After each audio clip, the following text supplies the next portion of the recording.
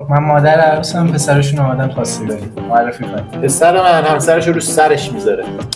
آدم حرف گوش کنی هست. فقط مارگیره. مارگیره شما. سرد و گرم روزگار چشید است و اینکه از جای تاریک و بستم است. میدونی چرا؟ واسه من یه چیز خوب داشتم چون مورد تایید پیرمردای محله.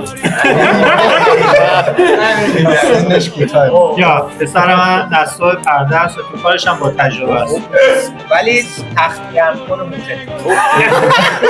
اون هیچ. پسر من دست به معامله‌های بزرگ میزنه و کتاب زیاد میخونه. دست معامله‌های بزرگ میزنه به خاطر اینکه متخصص بیدار کرده. پسر من آقا تو حال زندگی میکنم و چشمشون سمیده. من نمیشه فیلم‌های مورد علاقه‌اش تو خانواده دید. حتما این خیلی بده. خب معمولا خودم پایین ازدواج کردم. نه.